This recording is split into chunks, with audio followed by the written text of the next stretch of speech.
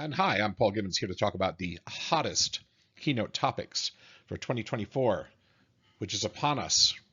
Looking in the rear view mirror, though, we talked about the ethics of artificial intelligence. Who could miss that? HR megatrends, of course, the Great Resignation, whether that was really a thing. Quiet quitting, is that really a thing, and why? Putting the science back into organizational change and behavioral science and changing culture. That's the rear view mirror. This year is going to be more varied and more interesting. I think the big topic, unless you've been living under a rock, you can't avoid is generative AI and the future of work. And that's certainly something we're going to be spending a lot of time talking about in 2024. We are going to be talking about making remote work work and what that means for culture and leadership.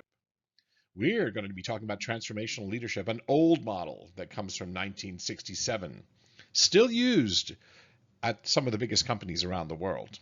Is it still valid? Is it still useful in the 21st century? How do we have to modify transformational leadership? We're going to talk about exponential technologies. Yes, you know what those are: nanotechnology, artificial intelligence, additive manufacturing, quantum computing, CRISPR, Cas9. What effect are they going to have on human beings, on human society, on our daily lives?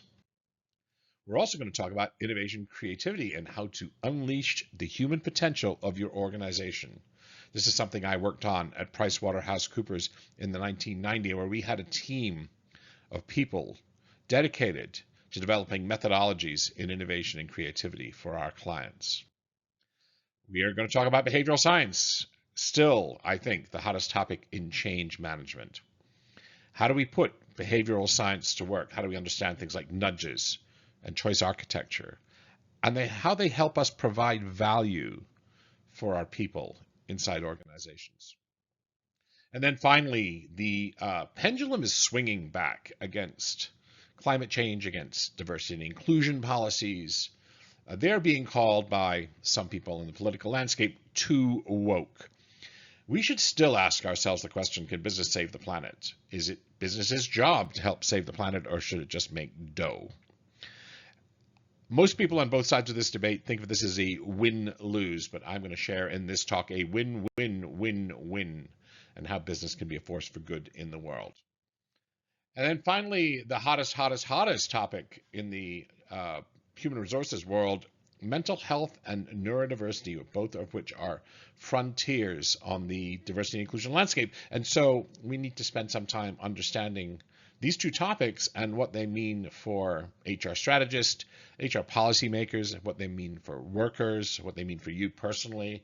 So with that, I'm going to wrap up a little bit about me. If you don't know about me, I spent some time in the corporate world, Morgan Stanley back in the day, PricewaterhouseCoopers back in the day, and most recently as a partner at IBM. I've written 6 books. The most recent is Change Myths. There'll be a new book out in 2024 called The Future of Change Management. Spirituality of Work and Leadership and the Science of Organizational Change is still a bestseller 11 years after its birthday.